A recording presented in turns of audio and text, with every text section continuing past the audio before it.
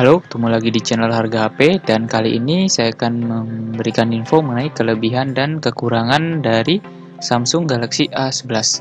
Namun sebelum lanjut silahkan like dan subscribe channel ini dan follow Instagram Harga HP _ Samsung telah mengumumkan pengganti dari Samsung Galaxy A10 dalam bentuk Samsung A11. Dalam hal highlight, Galaxy A11 entry level hadir dengan tampilan full dan pengaturan kamera 3 lensa. Smartphone ini terlihat mengesankan berkat tampilan Infinity U dan dibekali wallpaper yang bagus. Dari video ini saya akan mengulas beberapa kelebihan dan kekurangan Samsung Galaxy A11 serta harga dan spesifikasinya.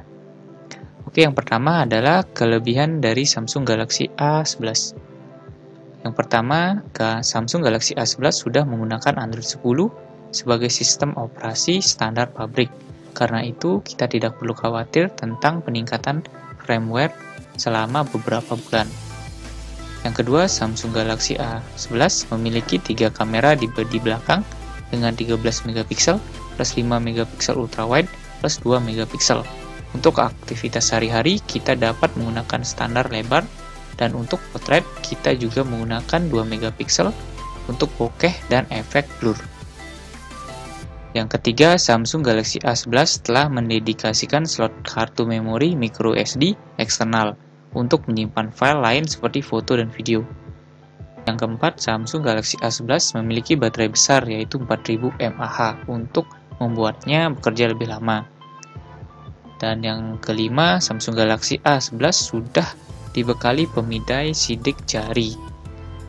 Dan selanjutnya, kekurangan Samsung Galaxy A11. Samsung Galaxy A11 hanya memiliki RAM terbatas, yaitu 3 GB atau 2 GB saja, di mana RAM sangat penting untuk menjalankan aplikasi, multitasking, dan proses lainnya. Yang kedua, kamera depan Samsung Galaxy A11 tidak memiliki lampu kilat LED untuk membantu mengabadikan gambar di ruangan dengan cahaya yang redup. Yang ketiga, Samsung Galaxy A11 tidak memiliki teknologi pengisian daya nirkabel. Pengisian nirkabel biasanya tersedia di smartphone kelas atas, tapi ponsel ini masih memiliki teknologi pengisian cepat 15 watt. Dan yang terakhir, Samsung Galaxy A11 tidak memiliki koneksi data NFC, di mana NFC biasanya digunakan untuk transfer data atau sistem pembayaran nirkabel. Dan untuk harga Samsung Galaxy A11, untuk saat ini Samsung belum mengumumkan harga resmi dari Samsung Galaxy A11. Kemungkinan harga tidak akan berbeda jauh dengan Samsung A10s, karena smartphone ini dipasarkan di segmen pasar yang sama, yakni entry level. Itu artinya bisa saja harga Samsung Galaxy A11 di Indonesia dibanderol dengan harga 2 juta rupiah. Dan berikut ini spesifikasi lengkapnya.